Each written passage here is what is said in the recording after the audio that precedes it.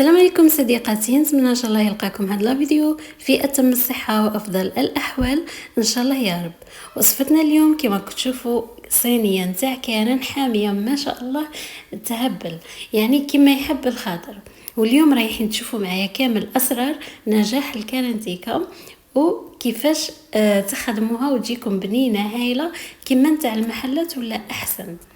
تابعوا معايا لا فيديو. اللي مازال ما اشتركت في القناه تشترك وتفعل زر الجرس وتحط لايك وتعليق وهذوك الصوالح. اول حاجه صديقاتي عندنا 250 غرام نتاع حمص مطحون يجو ساشيات كما هكا. رايحه نعطيكم الوصفه بالتفصيل. عندنا 250 غرام تاع حمص مطحون، لتر من الماء، وعندنا ايضا الملح والزيت وفقط. كما كتشوفوا نجيبوا الاناء نتاعنا ونحطوا فيه كامل هذيك الساشيه نتاع الحمص المطحون. الا حبيتي تغرب ليها غرب ليها، الا حبيتي غير كما هكا معليش، يعني لا حرج. بعدها صديقاتي واش رايحين نديروا؟ نجيبوا القليل من الماء. عندنا هذيك الليتر تاع الماء نقسموها على زوج. نصف اللتر، نصف القاروره تاع الماء، القرعه تاع سعيده ولا اي ماء، نصف تاع القرعه نديروها في الكسرونه تغلى مليح مليح، والنصف الاخر نديروه في المسحوق تاع الكارنتيكا ولا المسحوق تاع الحمص المطحون، ونخلطوا غايه الغايه. نخلطوا هذاك النصف لتر مع نصف القرعه نتاع الماء مع هذاك المسحوق، نخلطوه غايه الغايه باش ما يبقاوناش كامل التكتلات. بعدها نجيبوا ملعقه صغيره من الملح ونخلطوا غايه الغايه مليح مليح حتى اللي كامل هذوك المواد ينسجموا مع بعض. كما كتشوفوا راه بدات تطلع لي هذيك الرغوه. بعدها صديقاتي نجيبوا النصف كاس من الزيت، غير نص كاس من الزيت، ونضيفوه لهذا الخليط ونخلطوه مليح مليح مليح حتى لهذاك الزيت كامل يدخلنا في السائل نتاع الحمص والماء. نخلطوه مليح مليح، وبينما راه الكسرونه نتاعنا نتاع الماء تاع نصف القاروره راها تغلي. صحاباتي نتمنى ان شاء الله تكونوا فهمتوا الفكره.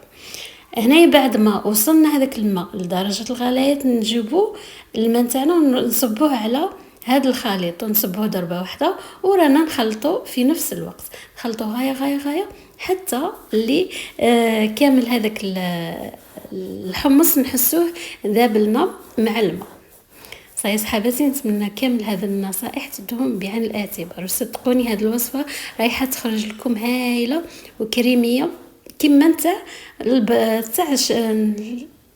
تاع الشوارع. راكم تعرفوا اكل الشوارع نبغوه نموت عليه.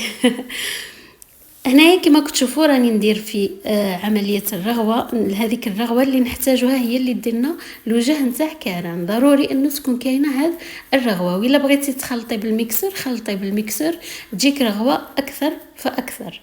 بعدها صديقاتي انا هنا الصينيه كنت دهنتها بالزيت ودخلتها تسخن في الفور.